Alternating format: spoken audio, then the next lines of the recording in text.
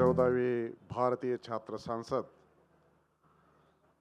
और विभिन्न राज्यों के सम्मानीय विधायकों का साथ संबोधन या संवाद। इस मंच पे अभी अभी हमारे लाडले और लोकप्रिय नेता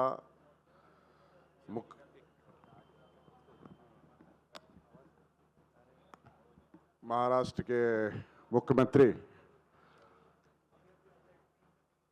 देवेंद्र जी फडणवीस, हमारे लोकसभा के पूर्व अध्यक्ष पद्म भूषण सुमित्रा ताई महाजन, डेप्यूटी चेयरमैन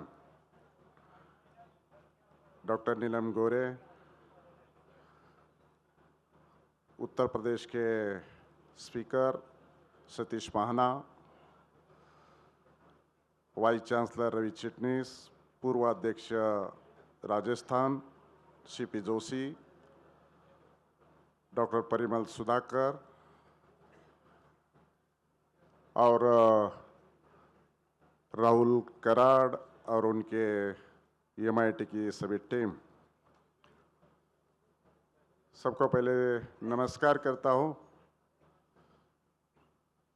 इस 14वीं भारतीय छात्र संसद के अवसर पर उपस्थित देश के विभिन्न राज्यों से माननीय विधायकों का हार्दिक स्वागत करता हूं। अलग अलग राज्यों के विधायकों का आपस से संवाद करने और अपने अनुभव साझा करने का अवसर प्रदान करने के लिए डॉक्टर राहुल कराड़ जी का और उनकी सारी टीम का मैं धन्यवाद करता हूं, उनको बधाई देता हूं।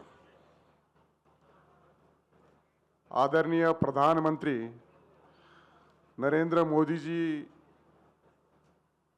और आदरणीय लोकसभा अध्यक्ष ओम बिरला जी, परिकल्पना के अनुसार सभी राज्य विधानमंडल और सांसद आपस में एक मंच पर जुड़ रहे वन नेशन वन प्लेटफॉर्म इस विचारधारा के क्रियान्वयन में कानून निर्माण करना, गुणवत्तापूर्ण चर्चा और पीठासीन अधिकारियों के लिए महत्वपूर्ण संदर्भों के लिए त्वरित उपलब्धता सुलभ हो जाएगी।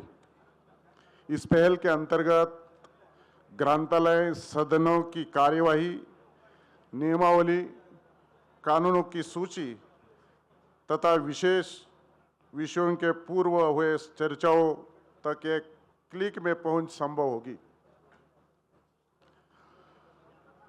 इससे माननीय सदस्यगण, राजनीति के विद्वान, पत्रकार, प्रपाठक आदि को किसी भी संदर्भ तक तुरंत पहुंचने में मदद मिलेगी।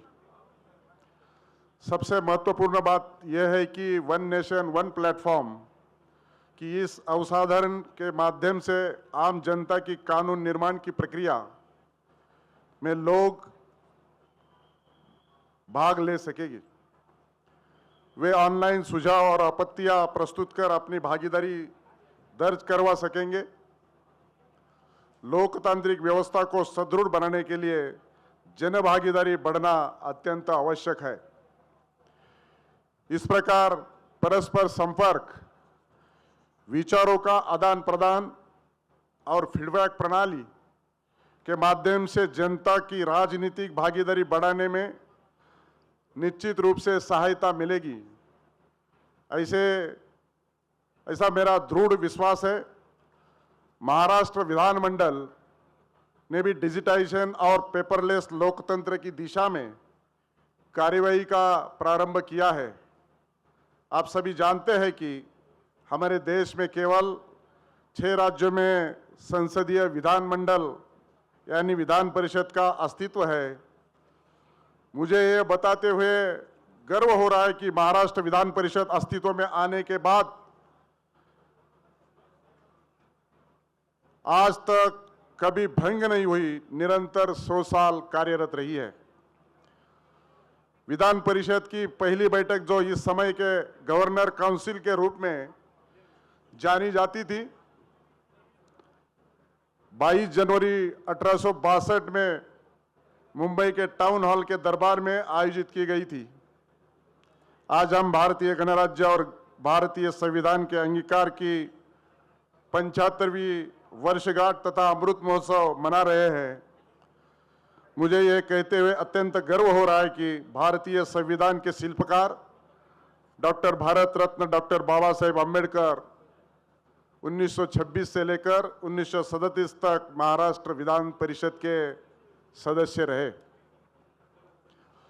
महाराष्ट्र विधानमंडल के लोक कल्याणकारी राज्य की अवधारणा को साकार करने के उद्देश्य से कई महत्वपूर्ण कानून पारित किए गए।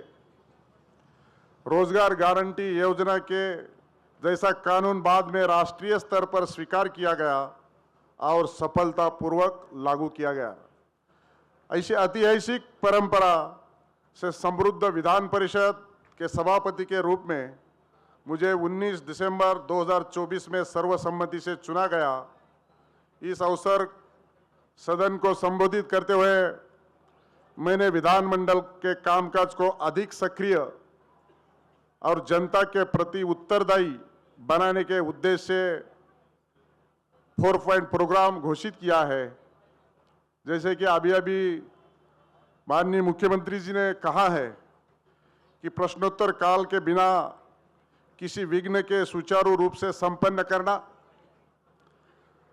समिति प्रणाली को और अधिक मजबूत बनाना हमारी लेजिस्लेटर की प्राथमिकता होती है।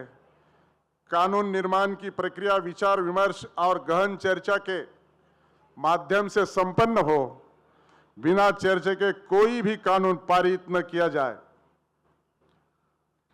4th, राज्य के बजट और विकास कार्यों के संदर्भ में माननीय सदस्यों का उचित मार्गदर्शन प्रदान करना। माननीय सदस्य, हम सब यहाँ विचार विमर्श और आपसी संवाद के लिए एकत्र हुए हैं। मैंने संक्षेप में अपने विचार आपके समक्ष रखे हैं, क्योंकि आप सभी को अपने अपने विचार और अनुभव साझा करने का अवसर प्राप्त होना जरूरी है। मैं पुण्य श्लोक अहिल्या देवी होलकर के पावन स्मृति को नमन करता हूँ, जिनका त्रिशताब्दी जयंती वर्ष हम इस साल पूरे देश में मना रहे हैं। छत्रपति शिवाजी महाराज ने लोक कल्याणकारी सुशासन कार्यान्वयन का प्रारंभ किया था, जिसे देवी अहिल्या जी ने अपने कार्य कर्तव्य और प्रजा के प्रति समर्पण भाव से और ऊंचाई पर पहुंचाया। देश भर से आए आप सभी लोक सेवकों का और जनप्रतिनिधियों का उपस्थित उनके प्रति श्रद्धा सुमन अर्पित करता हूं। धन्यवाद। जय हिंद, जय महाराष्ट्र, जय संविधान।